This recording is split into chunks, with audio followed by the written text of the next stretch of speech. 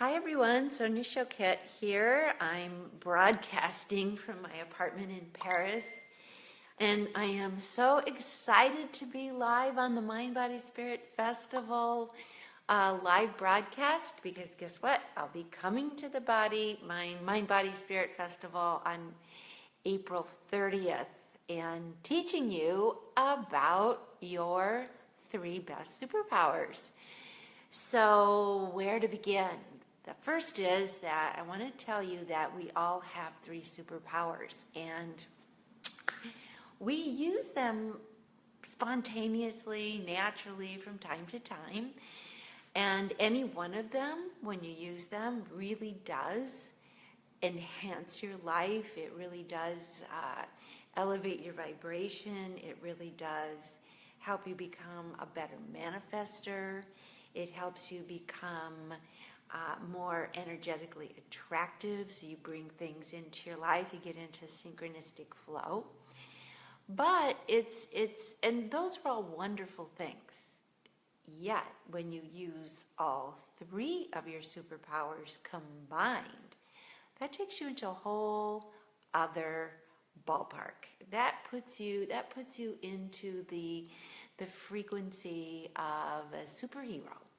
Someone whose life just really becomes very charmed, very dynamic, very cool, very beautiful. And I guess your new problem when you start to use your three best superpowers is the question, how good can you stand it?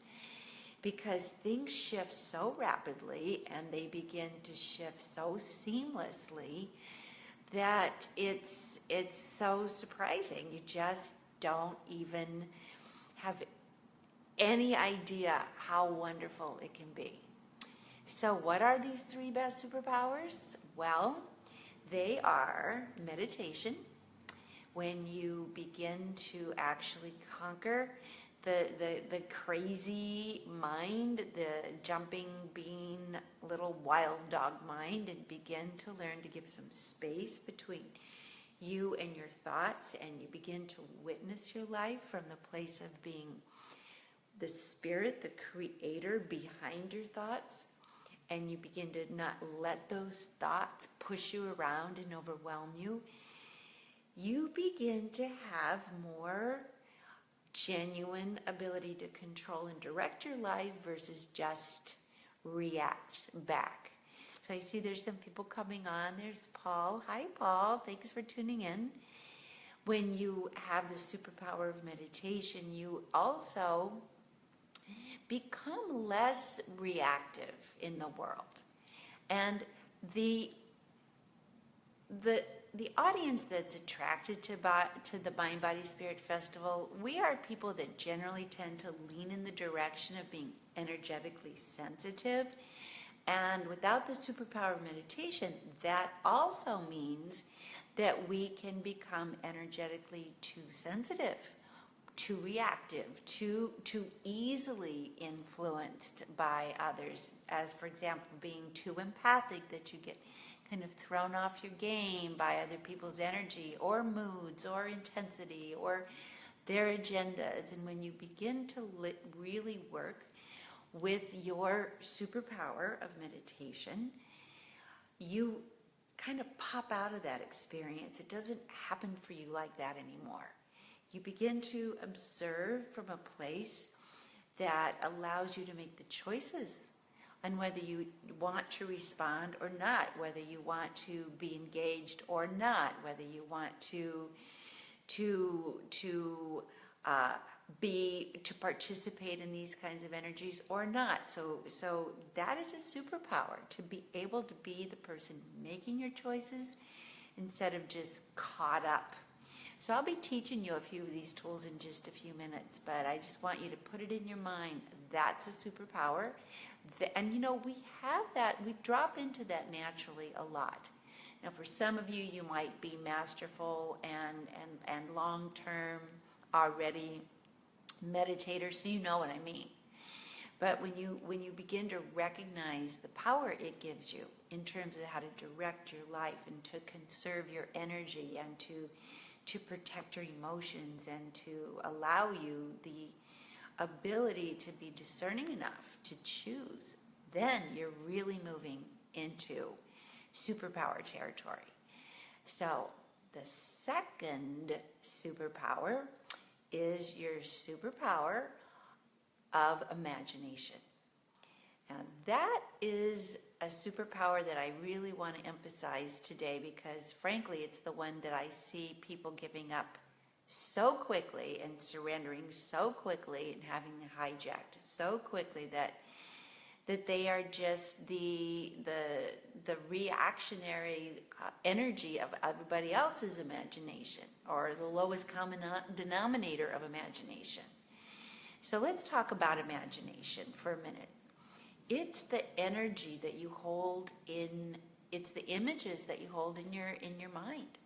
It's the expectations you hold, it's the emotional feelings that you hold, it's the ideas and the expectations that you are projecting outward. Now, one of my teachers has taught me, we cannot create what we cannot imagine. And conversely, we always create what we do imagine regularly. So think about that. And I want to invite you with that idea to think about some of the things you've already successfully created. Could be a relationship, it can be a job you like, it can be a place you live in, it can be a physical condition, a state of being, it can be a trip you've taken or a creative project that somehow you've engaged in, but somehow you have successfully created something. So, just take a moment with me and I want you to think about what that might be. I'm sure you can think of a lot of things, but think of one. And then I want you to backpedal a little bit to before you created that. And I want you to reflect on the desire and the energy that really you were gathering, because imagination is also a gathering process. It's you get a notion, you get a desire, you get an impulse, and then you start putting images to that. It's like, I want to be in love. So then you start thinking, okay, I want to be in love with someone who wants to be in love with me. And I say that because a lot of people forget to put that in their imagination. I want to be in love with someone who is available, someone who's nurturing, someone who's funny. I want to have the experience of being in love. And all of a sudden, all these images start to come. And imagination isn't just visual. It's also your feeling body. So you want to look at and sense and reflect on how you were gathering the images. Say, I want to start a business. And you begin to imagine what that would be, what service I would provide, what experience I would be creating for others, how I would engage with people. And you begin to imagine the experience before it becomes a reality. And if you can't hold that imagination, you don't have the experience. But if you do hold that image, if you do hold those feelings, if you do hold on to that experience on the inner self, then you actually create it. And it's just amazing.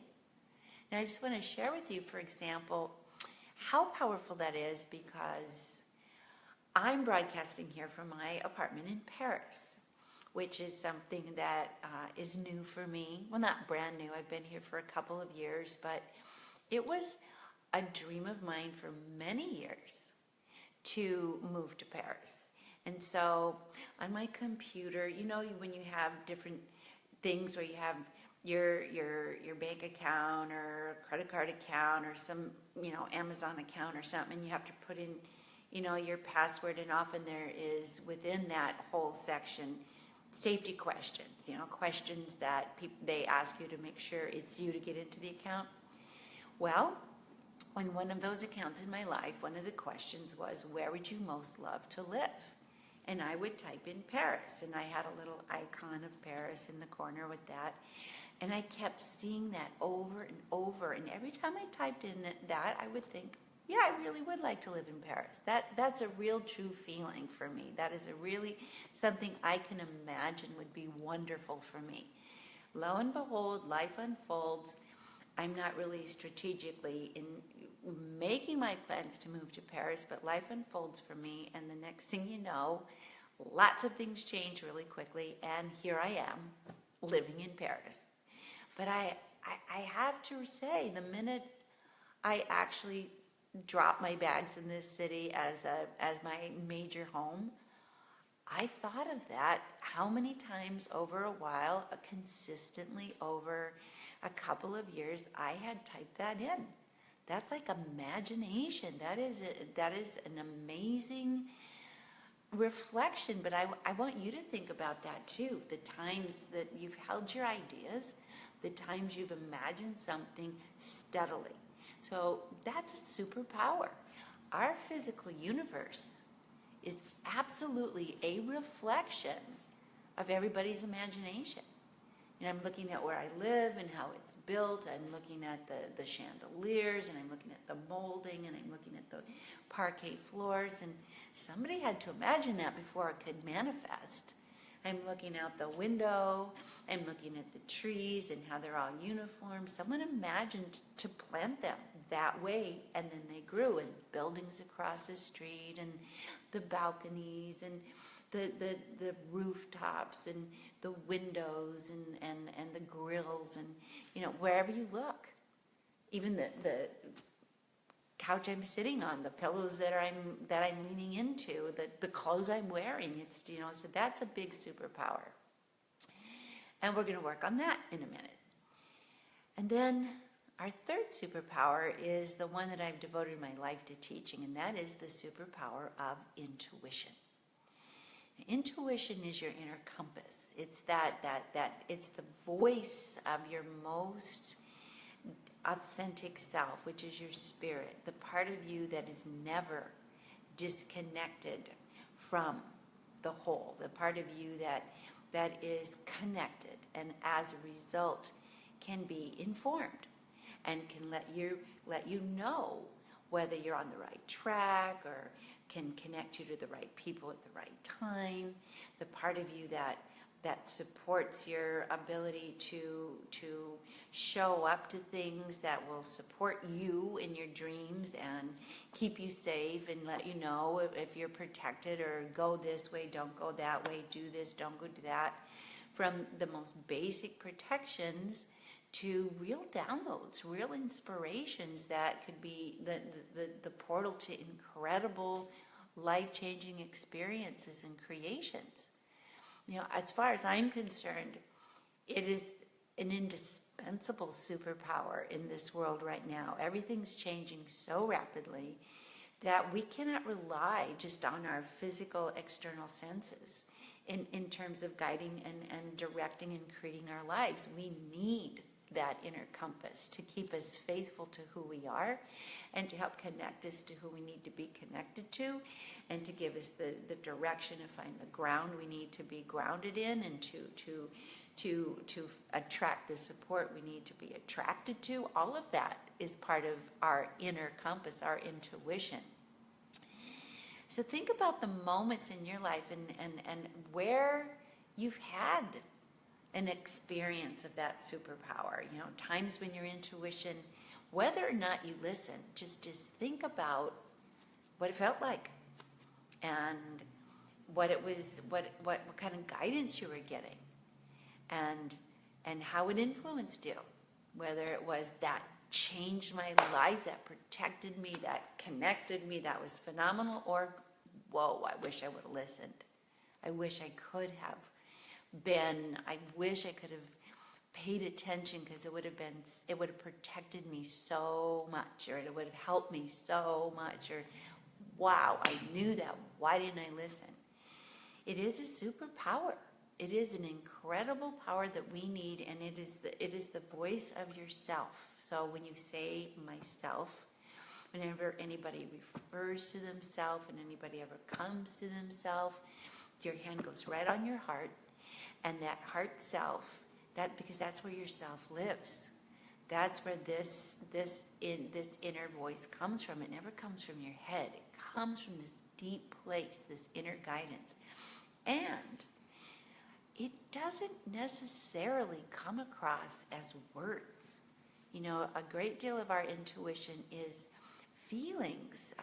Most of our intuition is tuning into energy that we have to translate into words, that we have to dissect to understand.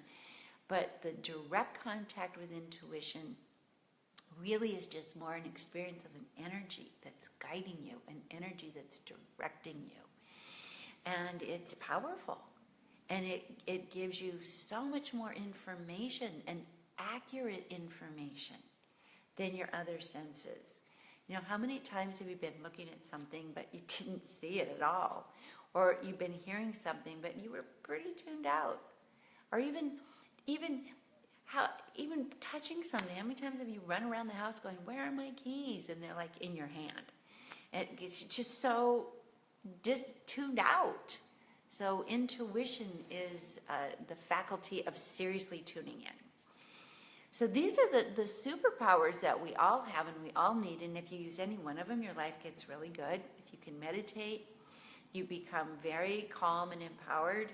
If you have imagination and you really hold it, you begin to manifest quickly in your life. And if you have intuition, it guides you. Now, the wonderful thing is they all kind of go together. And when you bring all three into your life actively, it's phenomenal. It is absolutely phenomenal how this all just begins to make your life pretty quickly magical, and in a way that you don't even think about.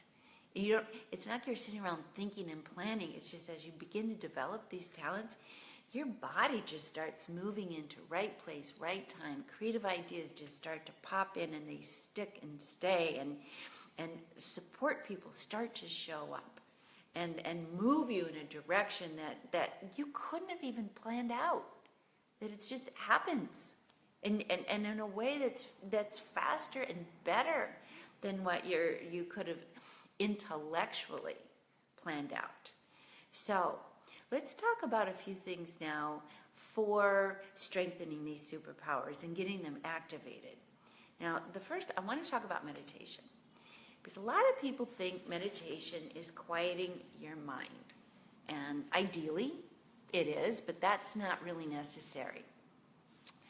What's important is that you distance from your thoughts.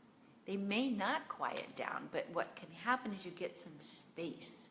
So all that thinking, you're just starting to observe rather than be involved in. So it's like watching, see your thoughts like a rushing river. And meditation is sitting on the side, and you see the rushing river, but you're not in the rushing river, and you're not being swept away by the rushing river. You're just observing, but you're in a distance place. You are at a place like you're on that high bank. Going, okay, that's a rushing river. I don't want to be in it.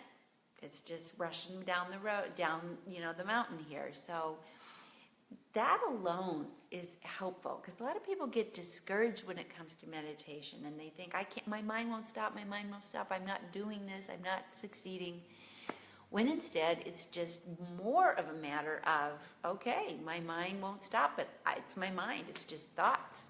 It's not me. I don't have to react to them. I'm just going to breathe. And a really good breath to just kind of get grounded, a little meditative breath, is just to breathe in through the nose.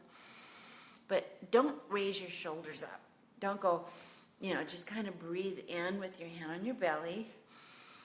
Put your tongue on the roof of your mouth and exhale like you're blowing out 10 birthday candles, and try it like this.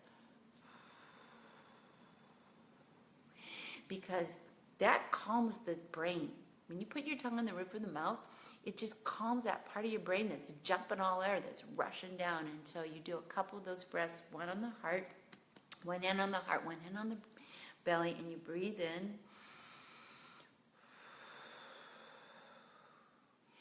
And do that. And as you do that, just see yourself kind of stepping out of the river. Just kind of stepping out and getting onto higher ground. And the third time you do that, you can close your eyes like,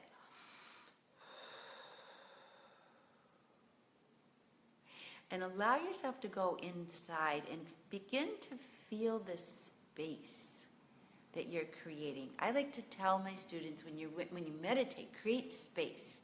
So you're pushing away with that exhale, you're pushing life out, and you're creating the space inside of you that's quiet. So life is outside, and inside me is this quiet, observant space.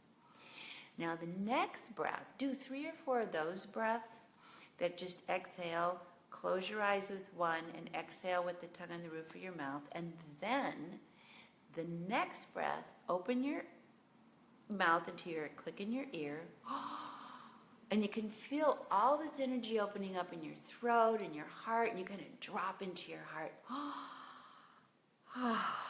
And as you sigh, just imagine this beautiful energy opening above and below your heart, front and back, side to side, and beyond the edges of your body, that you will call my room to breathe.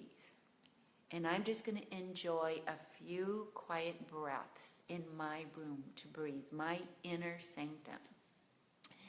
You can start with 5 breaths, you can start with 10. Easy breaths, 1 here, 1 in your belly, hand on the heart, hand on the belly, and that, and then just close your eyes and just breathe normally, but just say, I'm in my room to breathe. I'm in my quiet little undisturbed space. And that's enough. That is enough for meditation. You don't have to sit for hours. Certainly, it's wonderful if you have the time, but we don't have to. We just have to keep giving ourselves that inner space so it becomes a bit of a practice. It's like what we call mindfulness, and just calm myself, not react, have my room to breathe. And another one that you can do is just take your thumb and your forefinger and put them together on your lap. And as you breathe in your room to breathe, internally you can just say the words I am to yourself. And as you exhale, you just say the word calm. I am calm. And even that word, it just kind of ripples through your nervous system, and it just grounds the energy so it's nice and peaceful, and you become calm. So saying it out loud or saying it in your mind 5 times, 10 times. And the idea is you don't have to rush. Calms everything down. It just gives you space, room to breathe. It works. It's so easy. So that's a couple tips, and I'll be giving you more when I come. I'm coming to the Mind, Body, Spirit Festival April 30th, and I will be teaching you your 3 best superpowers, and it'll be amazing because they're separate, but they go together. And when they go together, it's like this exponential shift, and just everybody can activate these powers because they're natural. I mean, when we're daydreaming, or we're folding laundry and we're not thinking, or we're just kind of hanging out and sitting quietly, we're meditating. And even if you can meditate for 1 or 2 breaths, it's a beginning, and then you add another, and then you add another. So let's just, I like to say to my students, begin at the beginning, because that's what we all have to do, and let's just go for progress. Let's not go for perfection. We'll never achieve it. It's frustrating to try, and it's not necessary. So begin at the beginning, and just work with this meditation practice. Get 1 breath in, 1 breath out, room to breathe. If you go to work, create your room to breathe. If you go home before you engage with everybody, it takes a few minutes even in your even go to the bathroom and just create this little bit of room to breathe. And I'm calm because the mind listens, and it starts to go, okay, I'm in room to breathe. I have room.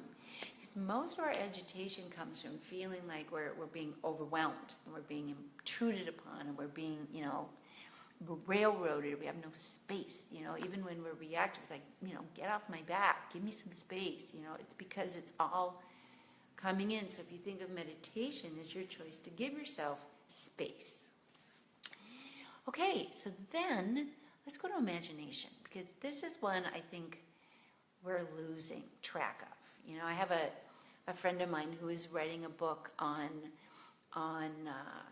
attention and paying attention and what we pay attention to. And she told me that with the use of our little smartphones and things, that our attention span has been shortened to 7 seconds. So that's kind of scary when you think about that. Imagination requires attention. If you're hijacked here and hijacked there, and it's this story and that news broadcast and this person's Instagram and that person's this and this person's that, where is the space and where is the time and where is the ability to connect to what you imagine? Imagination builds off meditation. When we begin to give ourselves some space, then we can receive our ideas that come from our spirit, that we can begin to feel and hold the feeling of the things we want to experience and create and manifest. So I think that it's important to work your imagination muscles a little bit, and there's lots of ways to do it. Because one thing about the imagination is you're getting out of that left brain and getting into the right brain. You're getting into the creative brain, and we are a very left brain emphasized world. And that left brain is not an imaginative brain. It is not a place that receives and builds. It's just kind of logically linear laying things out. It has its place, but when it comes to superpower, we have to get to the new neighborhood. So a couple of ways to do that is to go to some childhood techniques, childhood things that you loved, like crayons. Just the smell of crayons and the feel of crayons, and coloring on blank pieces of paper. Magic markers are okay, but crayons are better because it triggers a memory in you that was even more active and more alive. And the other thing that you can do in addition to crayons is be willing to be a crappy artist. Don't hold yourself to like, oh, I better make something nice. In fact, it's really fun to close your eyes in color, and draw things with your eyes closed. And it's something you can do instead of surf on a computer. It's just something you can do to relax yourself before you go to bed. In my workshops, sometimes I have my students, I give them basic outlines and have them color them with their eyes closed, and it pulls up their chakras, it pulls up their energy field. They color their own energy field. They out-picture it with their crayons. So it's fun. And the other thing that's really fun to do that you can do with someone is get a piece of paper, and you each have a box of crayons, and one person does a mark, and then the other person does a mark, and then another person colors this, and another person colors that. We call it collaborative art.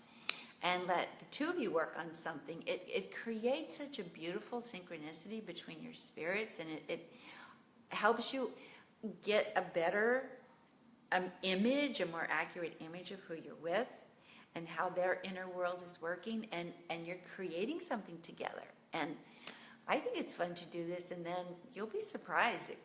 They look good, very good, and so then you can hang them up. It's a wonderful thing. The other thing you can do that gets the imagination going is to write and sing your own songs. And, make up your lyrics. We're not talking about composing here, unless, of course, you have that talent. But I'm just talking about nursery rhymes and lyrics and little fun things, just because a lot of our imagination gets stuck in our throat and we don't express. Imagination needs to be expressed, not just choked off. So playing and singing songs and singing children's nursery rhymes and things opens that throat chakra.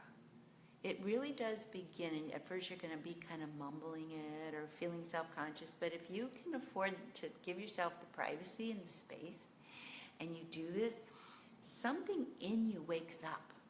You know, that's why I like nursery rhymes, because they wake up that inner child, that inner genius in you that was filled with imagination and was truly available.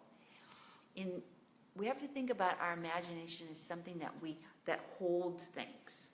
And we think about what we're going to put in. So often what we hold in our imagination are some pretty scary and negative images.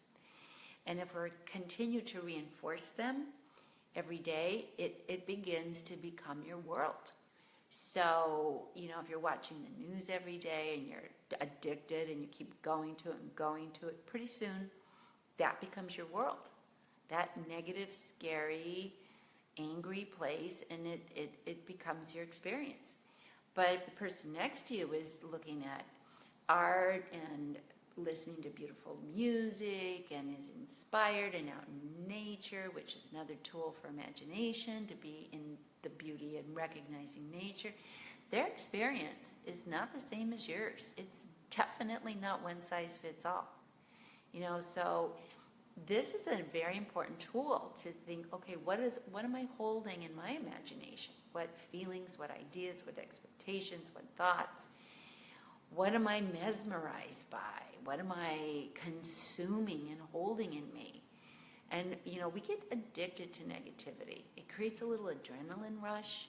So it's like, pulling it off. It's like, I don't want to do that. I don't want to be not addicted. I've got my hit, my rush. But try to become addicted to beauty. Try to become addicted to nature and beauty and beautiful music and art and being creative and singing and dancing and moving for a few minutes every day. Just one day, pay attention to the amount of time that you devote to the news, or you devote to surfing on the web, or you devote to some waste of time like that. Just pay attention to the amount of time and cut that time in half and put the other half of the time that you've now freed up into using your imagination, because it is a muscle that you have to use. And you can color, you can sing, you can do collaborative art, you can, you know, maybe put yourself in nature, maybe go to a museum, maybe, you know, collect that time. Think, God, I put like 6 hours into the news this week. I'm going to go put 60 minutes into an art museum, or go for a walk in nature, or I'm going to put 60 minutes into making a painting or writing something in my journal, or my, you know, creating a book or something, photographing. That's another good use of imagination. And work those muscles. So these are just a couple little more things.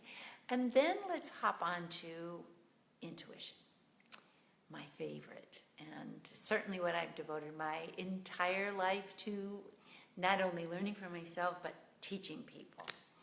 So intuition is something a lot of people don't think about. They don't check in with. They haven't been encouraged to, they haven't been trained to, they have been discouraged maybe. So we have to first make a nice connection with what it is. Your intuition, you know, the word means inner teacher. So let's just think, okay, I have an inner guide, I have an inner teacher, I have some internal compass, just like birds have, you know, kind of radar, and whales have sonar, and butterflies, monarch butterflies, fly from one hemisphere to the other to the exact same place using their inner tracking, their inner compass. And well, we have that too. And it's in our heart, it's in our stomach. And it begins to open up into all of our cells. So your entire body is intuitive. It receives. Now we just have to open up the filter so that we don't block what we're receiving. And one of the ways that happens, believe it or not, is with meditation and with a little imagination, because you really need imagination to tune into your intuition, because your intuition gives you information that isn't immediately verifiable with your other senses. So you have to imagine that it's worth listening to anyway. And if you only exist in a verifiable world, you live in a very thin, very tiny, very contracted world. You're not picking up on all the subtle realm and all the invisible connections that are just as real. So just recognize this is natural to me. I have had intuitive feelings. I'm not going to let anybody amputate that. That's my powerful voice of me. And then here's a really good tool to help get your intuition going. We feel it. I have hardly ever met anybody that doesn't feel your intuition. But we don't acknowledge it. So whenever you get a feeling or a hit or an aha, just say it out loud. You don't have to listen to it. You don't have to validate it. Certainly you don't have to struggle with it. Just say, I have a hit, or I have a feeling, or I get this, my gut says, or my heart says, and just speak it out loud. And let that guide you. Let that be a tool for you to voice your intuition, because it comes up and out. So it's just, and then if you want to do something even better, write it down. Or get your voice recorder. You have that cell phone, I know you do. Just put the voice recorder and say, my intuition says. Or ask yourself, what does your intuition say? And then just speak it out loud. It's just amazing how it's like turning the light on. And the key is this, you don't have to listen to it, but just acknowledge it and see what happens. Just let that voice be expressed and just see what happens, because that intuition is powerful. And what you'll have is evidence after 3 days or 4 days. It's like, that was right. That was a superpower. I'm going to start checking in. What does my intuition say? Ask yourself that a lot. And then write it down or speak it out and see what happens. Once you start to activate it, then you can decide if you're going to listen. But after a few days, you'll at least have evidence that you should listen. And it's fun. It's like a really fun new thing to do. Aha, my intuition worked. Now what gets in the way is fear, so you have to be willing to acknowledge your fear. You don't have to get over it, just acknowledge it. So I ask my students, what are you afraid of? And just say it out loud. And after you're done saying that, what does my intuition say? And you tune right in.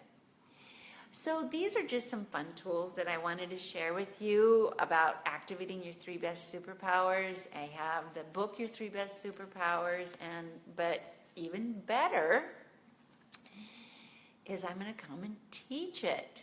So I have someone here, Leah, who says I have strong anxiety. And you know, Leah, we intuitives can be prone to anxiety. So that's why this meditation tool is so important. You know, breathe. But here's something to do when you have anxiety. Instead of kind of just breathing in through your nose, imagine breathing up through your feet and into your heart space. That calms your nervous system. Just breathe up and out, up, and then out. So that way you calm the anxiety, and you can put your hand on your heart and say, what am I afraid of? And let that tumble out. And then secondly, my intuition says. And then just pay attention, because your intuition feels true. It feels true. You can feel it. So you don't have to believe me. You'll feel it. You'll feel and believe yourself. So I just wanted to encourage all of you to activate those superpowers. And if you really want to get them up and running at high octane, octave speed and vibration, please come and see me at the Mind, Body, Spirit Festival.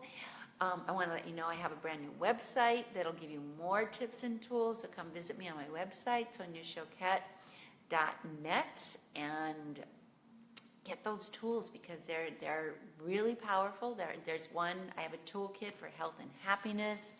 that will support what I'm talking about, and I have lots of free gifts. I even have a song that I wrote that'll be good for you to kind of move that energy and get into the flow of your 3 best superpowers. So again, I will be there on April 30th at the fabulous, wonderful, life-changing Mind, Body, Spirit Festival. I hope you'll come and see me. If you enjoyed this, share it, because these are the kinds of tools that make a person feel clear, grounded, effective in your ability to create, and very guided in how to make things happen very quickly. Okay, so I'll be just signing off, but I hope I see you there. I look forward to it, and I send you all my love. Bye.